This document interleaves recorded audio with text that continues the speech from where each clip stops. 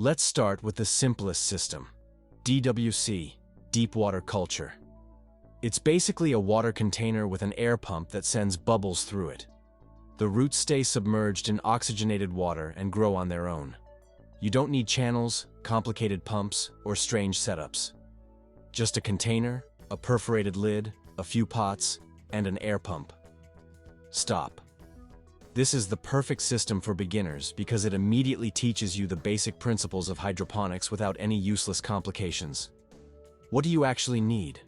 An opaque container to prevent algae growth, a lid or rigid panel where you can make the holes, net pots, which are perforated pots where you place the plants, expanded clay as an inert substrate to keep the roots stable, an aquarium air pump with an air stone to oxygenate the water, a hydroponic nutrient solution, a pH meter, an EC meter to monitor nutrient concentration, and of course, seeds or seedlings. If you're growing indoors, you'll also need an LED grow light. But if you have a well-exposed balcony, you can start with natural sunlight. That's it. You don't need expensive machinery or professional equipment. Now let's set up the system. Take the container and place the air pump at the bottom. Run the air tube out of the container and connect the air stone. Turn on the pump and make sure the bubbles rise properly. Those bubbles are essential. They deliver oxygen to the roots, and without oxygen the plants die within a few hours. Then take the lid and make the holes using a saw or a hole saw. The holes should match the diameter of the net pots, usually between 5 and 8 centimeters. You don't need millimetric precision. It's enough for the pots to fit snugly without falling through. Space the holes at least 15 centimeters apart to give the plants room to grow. Once this is done, your structure is ready. Now we prepare the nutrient solution, which is the true heart of hydroponics. Fill the container with water, preferably water that has rested for 24 hours, so the chlorine can evaporate. Add the nutrients following the doses indicated on the label. You usually start with half the dose for young seedlings and increase it gradually. Mix well until the nutrients have completely dissolved. Now take the pH meter and immerse it in the solution. The value should be between 5.5 and 6.5. This range allows the plants to absorb all the nutrients. If the pH is too high, add a few drops of pH down solution. If it's too low, use pH up.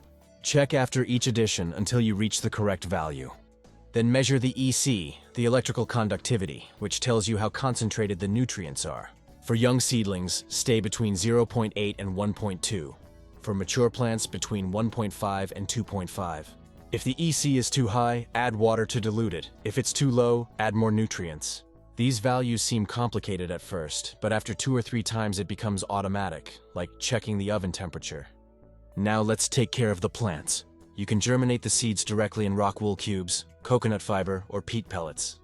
Moisten the cube, place the seed about half a centimeter deep, keep it humid, and in a bright place. After a few days, the sprouts emerge. When the seedling has developed 2 true leaves in addition to the cotyledons, it's ready for transplanting. Alternatively, you can buy ready-to-use seedlings from the nursery and gently rinse the soil off the roots under running water. Make sure to remove all the soil, otherwise it will rot in the solution. Rate the remover toda la tierra si no se pudre en la solución. Transplanting is simple. Take a net pot and place a layer of expanded clay at the bottom. Position the seedling in the center with the roots coming out of the bottom of the pot. Add more clay around it to stabilize the plant without pressing too hard. Insert the pot into the hole in the lid. The roots should touch the water, or be at most 1 centimeter above the surface. During the first few days, keep the water level higher to help the roots find the solution. Then you can lower it slightly. The roots naturally grow toward the water, and after a week, you'll already have a beautiful, healthy white root mass. Daily maintenance is simpler than you think. Check the water level every day and refill if necessary. Make sure the air pump is always working. Every 2 or 3 days, measure pH and EC and adjust them if needed. The pH naturally tends to rise, so you'll have to lower it from time to time. Every 2 or 3 weeks, replace the solution completely. Throw out the old one, wash the container with water and mild soap, rinse well, and fill it with fresh solution. This prevents salt buildup and keeps the plants healthy. To start, I recommend fast and easy plants: lettuce, arugula, basil, spinach, mint. They grow in 30 to 40 days and give you quick satisfaction. Basil is fantastic because you cut it and it keeps growing back. Once you've gained experience, you can move on to tomatoes, peppers, cucumbers, and strawberries, which require more attention but produce abundantly. Hydroponics is total control. You decide what to give the plants, when, and how much. You're not dependent on soil, seasons, or space. You can grow all year round, even in winter, even on a 1 square meter balcony. It's pure efficiency. Plants grow faster, produce more, and you stay perfectly clean. No soil under your nails, no soil-borne pests, no random watering. Just water, nutrients, and results. This is the future of urban agriculture, and now you know exactly how to begin. I hope you enjoyed the video. If you want, you can leave me specific questions and tell me what you thought of it. And hopefully you'll subscribe to the channel. I'm New York Explains Money.